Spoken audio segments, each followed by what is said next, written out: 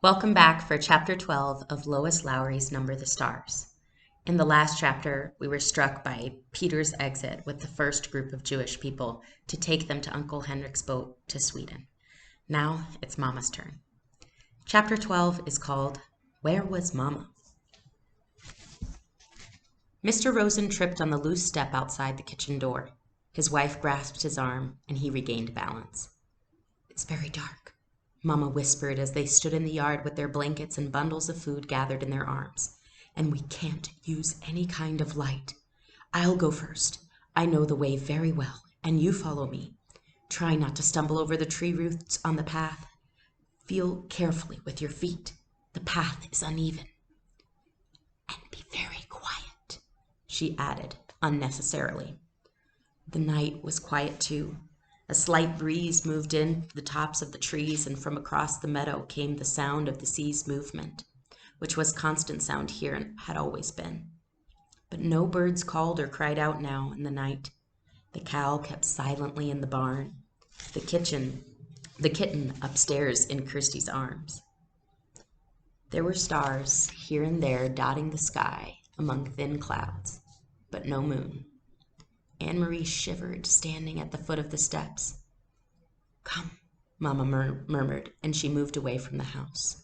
One by one, the Rosens turned and hugged Annemarie silently. Ellen came to her last. The two girls held each other. "I'll come back someday," Ellen whispered fiercely. "I promise." "I know you will," Annemarie whispered back, holding her friend tightly. And they were gone. Mama and the Rosens. Annemarie was alone. She went into the house, crying suddenly, and closed the door against the night. I want to pause just there. Really sit and witness the reality that Annemarie is going through.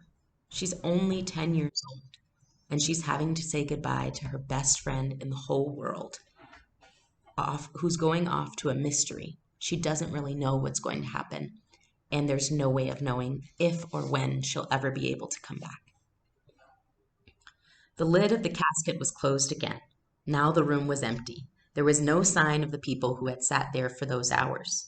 Annemarie wiped her eyes with the back of her hand. She opened the dark curtains and the windows. She curled once more in the rocker, trying to relax. She traced their route in her mind. She knew the old path too. Not as well as her mother, who had followed it almost every day of her childhood, with her dog scampering behind. But Annemarie had often walked to town and back that way. She remembered the turns, the twisted trees whose gnarled roots pushed the earth now and then in clotted clumps, and the thick bushes that often flowered in early summer. She walked with them in her mind, feeling the way through the darkness. It would take them, she thought, half an hour to reach the place where Uncle Henrik was waiting with his boat. Mama would leave them there, pausing a minute, no more, for a final hug, and then she would turn and come home. It would be faster for Mama alone, with no need to wait as the Rosens, unfamiliar with the path, slowly felt their way along. Mama would hurry, sure-footed now, back to her children. The clock struck in the hall once. It was 2:30 in the morning. Her mother would be home in an hour, Annemarie decided. She rocked gently back and forth in the old chair. Mama would be home by 3:30. She thought of Papa back in Copenhagen alone. He would be awake too. He would be wishing he could have come, but knowing too that he must come and go as always, to the corner store for the newspaper, to the office when morning came. Now he would be afraid for them and watching the clock and waiting for word that the Rosens were safe, that Mom and the girls were here at the farm starting a new day with the sun shining through the kitchen window and cream on their oatmeal. It was harder for the ones who were waiting, Annemarie knew. Less danger, perhaps, but more fear. She yawned and her head nodded. She fell asleep, and it was a sleep as thin as the night clouds, dotted with dreams that came and went like the stars. Light woke her.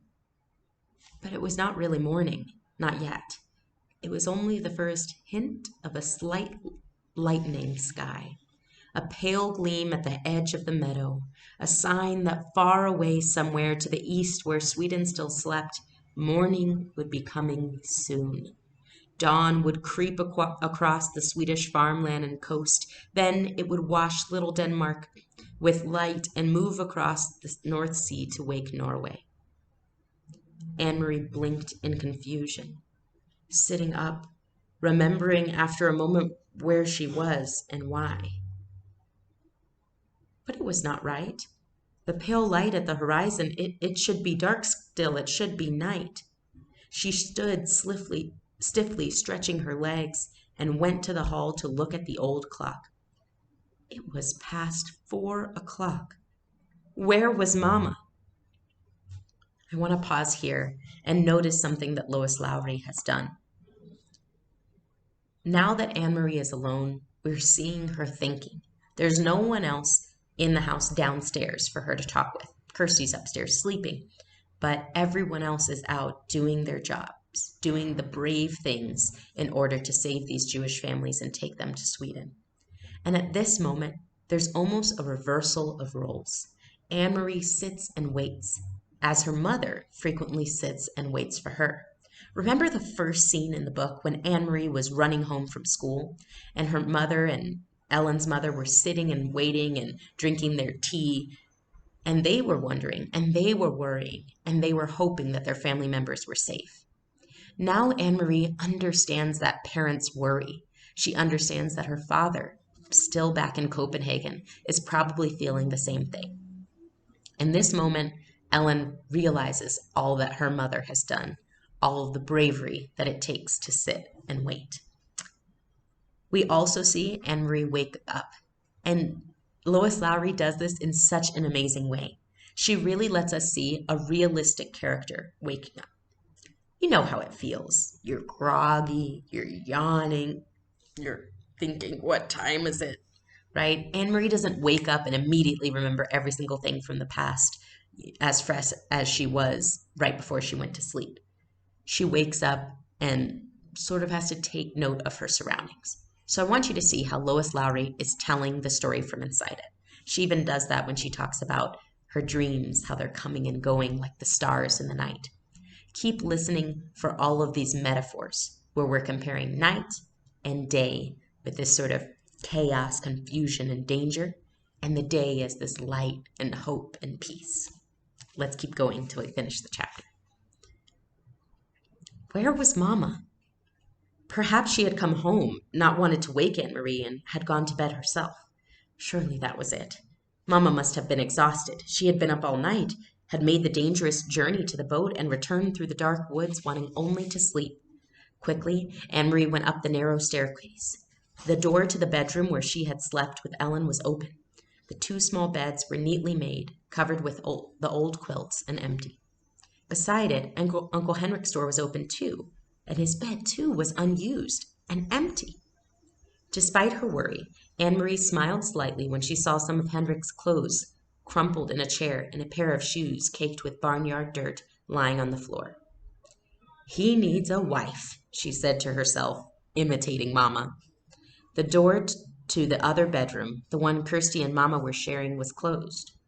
Quietly, not wanting to wake them, Annemarie pushed it open. The kitten's ears moved.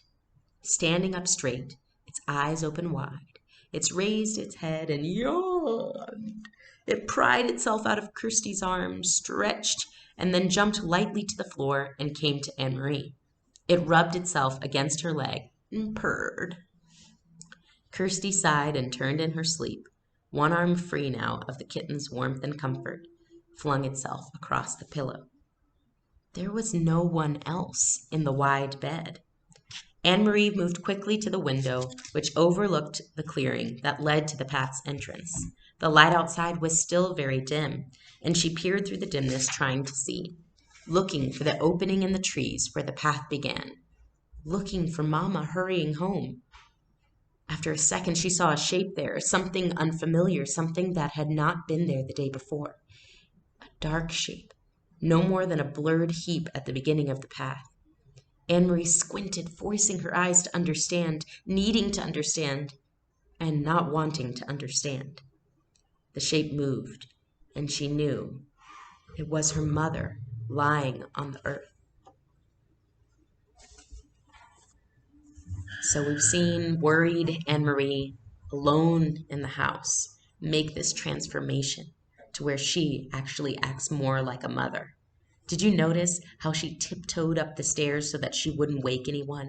How she pried the door open and tried to be ginger and careful. She's thinking about others before herself. We've got to be grateful for the moms in our life who do the hard work sometimes of sitting and worrying, of waiting, and of putting others before ourselves. See you in the next video.